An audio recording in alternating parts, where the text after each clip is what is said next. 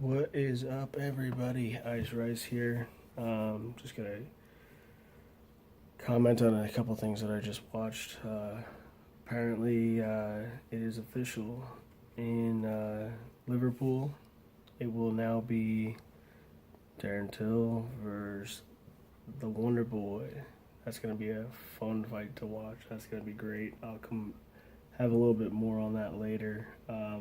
Something I just want to touch about now is I was just looking at TJ and DJ probably aren't going to make their fight. I guess DJ wants too much money or something like that, or he wants to be paid respectfully for being a champion and setting a record of the most title defenses and all that stuff in his last fight, which he should. He should get paid properly, but so TJ was saying how I just thought that was funny. This is why I had to say this. So TJ was talking about how Cody Garbrandt doesn't deserve a immediate rematch, and it was because he hasn't fought anybody in the top five or beat anybody in the top five, which is kind of true, but kind of not, because in the top five in the bantamweight division is what is it? TJ, Cody, Dominic Cruz, Rafael Assunção, and then Jimmy Rivera, right? So that's the top five. He's number two. He's fought number one, lost his belt, and beat number three. So there's the first three in the top five, automatically. And he has not fought Rafael Assunção or Jimmy Rivera. So he's got him there. I understand it. But TJ, being the champion, has lost to Dominic Cruz and Rafael Assunção. So that's number three and number four in the division. So for him to turn around and say he doesn't deserve a rematch, he hasn't beat actually anybody in the division that matters. Yeah, but either have you, because you've lost to two out of the three top people in the top four. So what does that really say about you if you want to get technical? But if you break it down, you got Cody, who is 11-1 now. He lost his first fight to TJ, and it was by via knockout in the second round. But he's beaten Augusto Mendes, who's 6-2. Thomas Almeida, who is 21-3, but was 20-0 before Cody beat him. Takeya Mitsugaki, who's 21-13, which isn't impressive at all. But before Cody beat him, he was on a 6-2 win streak. And then Dominic Cruz. He beat Dominic Cruz, who's 22-2. And before he fought Cody, he was on the 13-fight win streak that goes all the way back to 2007 when Uriah Faber beat him. So his only loss is to TJ. I don't really know what TJ is talking about, but if I'm going by breaking everything down and really looking at it, he's fought some amazing guys, and he was knocking them out in the first round, if not the early version of the second round. So they might not be in the top five at the moment, but at the time, they were all right there. Thomas Almeida was one of the most highly touted bantamweights in the division when he was coming up, and he's fallen on some hard times and lost 3 fights since Cody, or 2 fights since Cody, but the dude's still a beast. And then, Takeya Mitsugaki, the guy's fought the who's who.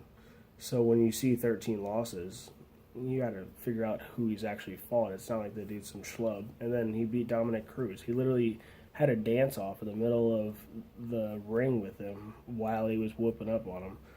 And the only other person that Dominic Cruz has ever lost to is Uriah Faber back in 2007. So I think his accolades are pretty good, especially because besides Dominic Cruz, he's knocked everybody out in the first or second round. Literally knocked them out. There was no decisions, nothing like that. He was just knocking people out. So he got the call up. He went and fought Dominic Cruz. He knocked Dominic Cruz down a record, 7 times in title fight. And I don't know. I just hope this fight actually happens because I love Mighty Mouse. I love DJ, but that fight's obviously not happening. So I think TJ just needs to pay attention to 135 and not 125 and just, get out there and start whooping up. Whether it's Cody or somebody else coming up or Dominic Cruz or Jimmy Rivera or what's his name, Rollins, whatever. He just needs to get out there and start fighting. You could talk the talk, but, you got to defend the belt. He even said it. You got to defend the belt. You got to defend the belt. I think the last time he defended the belt was against Renan Barão, and he beat Renan Barão again. It was a rematch right away, and then he fought Dominic Cruz, but lost a split decision, which a lot of people believe that he won. I don't remember much about that fight. It was just like two people. It was like dance partners. They both have great footwork, and that's the problem. You jump in for shots, and you jump out, and you jump in, and you jump out, and you're, got great head movement, and then you're dancing with your feet, and you're keeping yourself at a good length so someone can't hit you too hard or try to strike and bring you down. And so for both of them just going head to head, it was a great technical fight, but it wasn't fun to watch. I think, in my opinion, and it was only because I think I actually like Dominic Cruz a little bit better than TJ, which I don't know why. TJ is such a great fighter, and if you actually listen to the guy, he's actually a stand-up fighter too. He's not some douchebag that people portray him to be. He's really not. I really hate the whole fallout with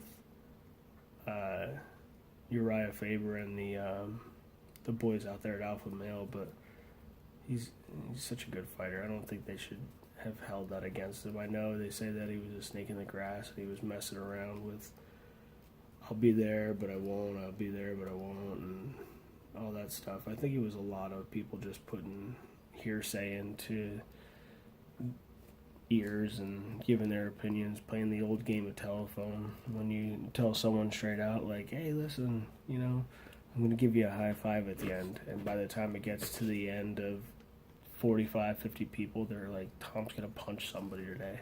It's like, what? It's not even what I said, people. We used to play that back in the day. It was a way to show how information is distributed so differently because of the way that people hear it, and they'll just immediately jump at the way that they hear it. So, with that said, I'll be back in a little while. I'll tell another little gist of Darren Till versus Stephen Thompson. Actually, I can do it right now. Alright, so Darren Till versus Stephen Thompson, Wonder Boy. It's at 170 pounds, UFC Fight Night 130, I believe it is. Dude, this is a straight up striker's dream fight. This is going to be a guy that calls himself the best striker in all of UFC, and he's going to beat everybody up, and he's not going for one belt, he's not going for two, but he's going for three. He's going to be better than Conor McGregor and all this stuff, all because he beat Cowboy. Alright, so he beat a 35-pound undersized Cerrone, a guy that wanted to just fight at 155 but wasn't given the ability to, and they were like, hey, you want to fight at 170? He was like, yeah, sure, I'll fight at 170. So he went up and fought a guy who he didn't know much about, and the next thing you know, he gets knocked out. And he was already coming off of a TKO loss to Masvidal and a split decision to Robbie Lawler. So Till going at a guy like Wonderboy, who's actually number 2 in the whole division, this will set him out to be figured out. If he's in the top, truly in the top 5, or if he's just, like a good fighter that had a good fight, and either one boy is going to expose him or he's going to get whooped up. And that's just pretty much how you break it down.